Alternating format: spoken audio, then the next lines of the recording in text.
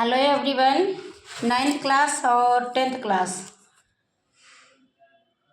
आप व्याकरण सुमन निकालिए। व्याकरण सुमन में हम आपको पढ़ाएंगे कि परोपकार का अर्थ व महत्व बताते हुए स्पष्ट कीजिए कि परोपकार मानव का सबसे बड़ा धर्म है। परोपकार के बारे में आपको बता रहे हैं। इसको हम ऐसे कहते हैं, निबंध कहते हैं। ये 250 शब्द के आते हैं और इसमें जो है 15 नंबर मिलते हैं आपको। तो सारे बच्चे ध्यान से समझना, पढ़ना, ठीक ना? ध्यान से समझना, पढ़ना। फिर पर्यायवाची और विलोम भी करवाएंगे, ठीक? तो परहित सरिस धर्म नहीं भाई। कभी कभी एक कहानी में भी दे देते हैं कि परहित सरिस धर्म नहीं भाई।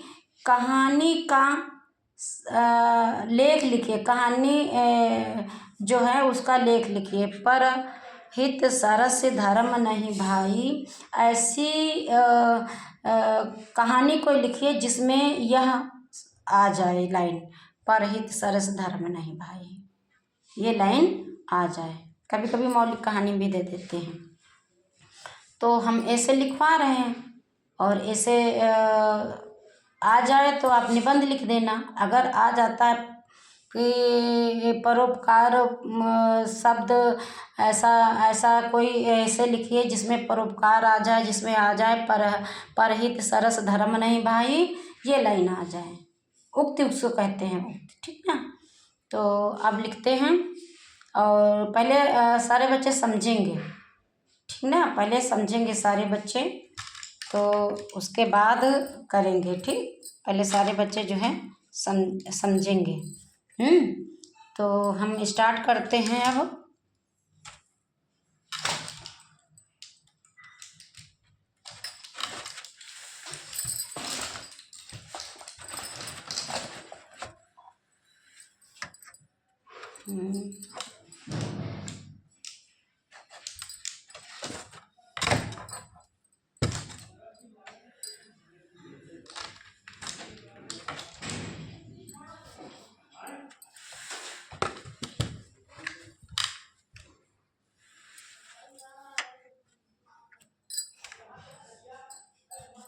तो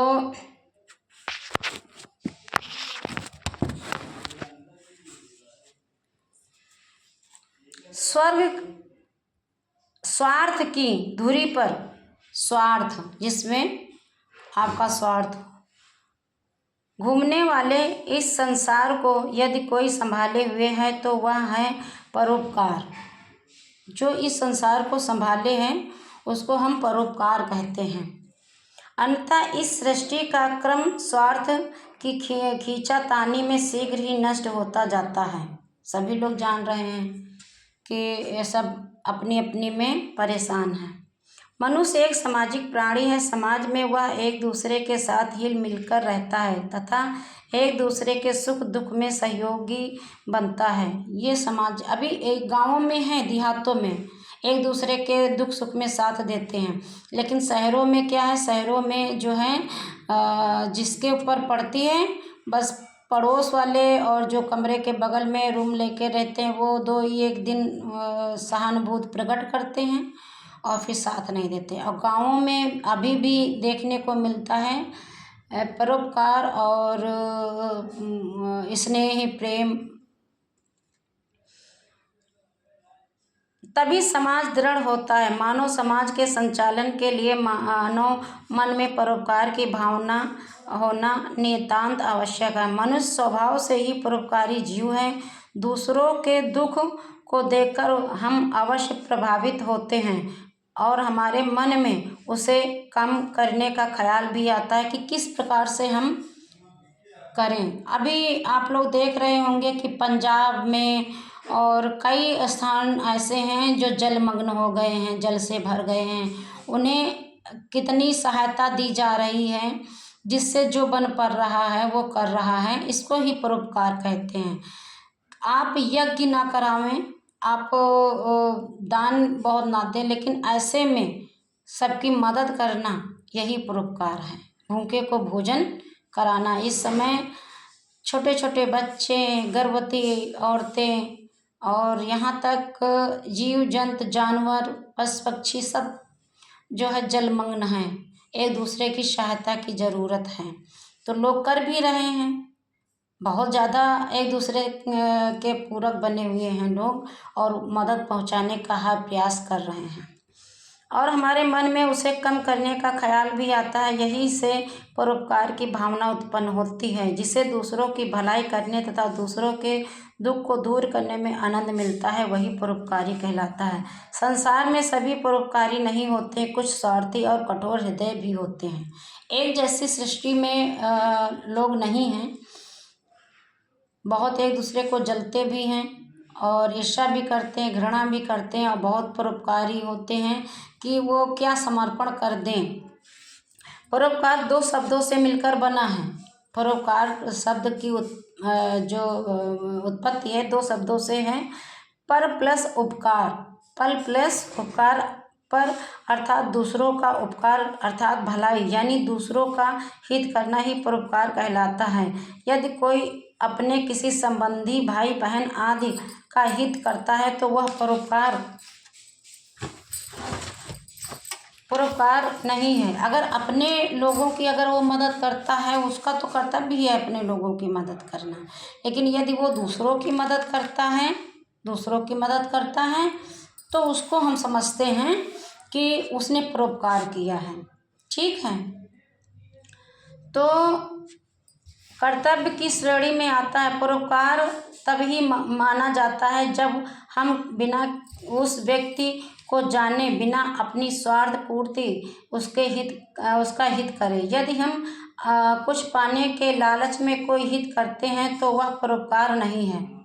जैसे कभी कभी क्या होता है कि लोग मंदिर में प्रसाद चढ़ाने के लिए जाते हैं, 21, 51, 1000, 1500 का जितना भी जिससे होता है देता है, और भगवान से मांगता है, भगवान हमारे बच्चे हाई स्कूल में पास हो जाएं, हमारे ये हो जाए, हमारे वो हो जाए। आप भगवान को ना कोई मांग भगवान की पूरी कर पाया है, और इतना भी ज़्यादा नहीं है कि आपने चढ़ाया 125 का रुपया का और आप मांग रहे हैं 2 रुपये का, है ना। कहने का मतलब ये है कि वो परमात्मा जानता है कि आपको क्या चाहिए, ठीक ना। तो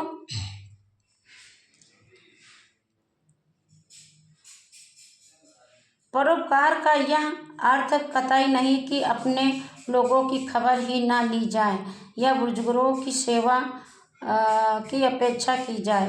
बुजुर्गों की सेवा तो हमारा कर्तव्य है। इस प्रकार परोपकार का अर्थ है बिना स्वार्थ अथवा बदले में कुछ पाने की भावना के बिना किसी दुखी एवं विपत्तिग्रस्त की सहायता करना। अपनों की सेवा नहीं, अपने तो अपने हैं ही है ना। अपनों का सेवा करना तो कर्तव्य ही हुआ ना आपका।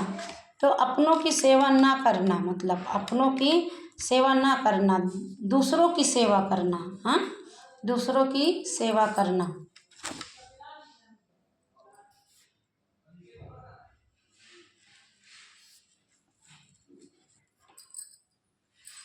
तो परहित सरिस धर्म नहीं भाई, पर पीड़ा सम नहीं अधमाई। जो दूसरों की पीड़ा को समझता है, ये नहीं कि उसका सगी संबंधी हो तब उसकी पीड़ा को समझे, है ना।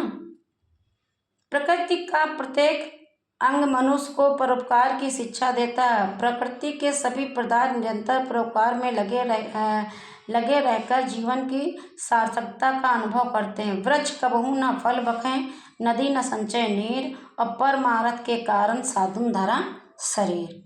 आप इतिहास उठा करके देख ले, इतिहास गवाह है।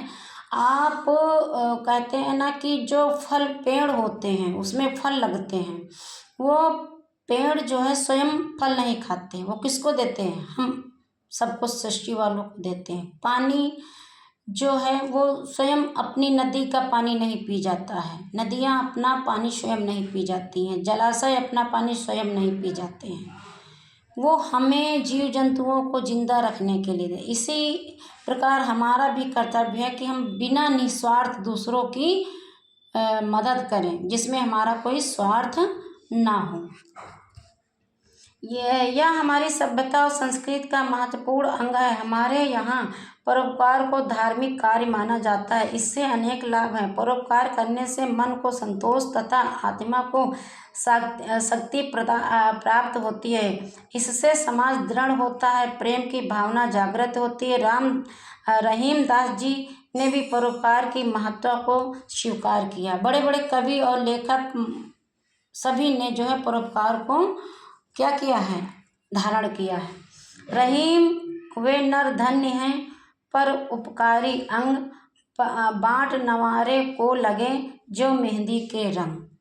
रहीम दास जी कहते हैं जैसे मेहंदी का रंग जब छूट जाता है तो कितना लाल, कितना गाढ़ा हो जाता है, ऐसे हर एक व्यक्ति को होना चाहिए कि दूसरों की अपना स्वार्थ ना समझकर दूसरों की भलाई करे, और जब वही बंदा आगे जा करके आपकी बढ़ाई दूसरों से करे।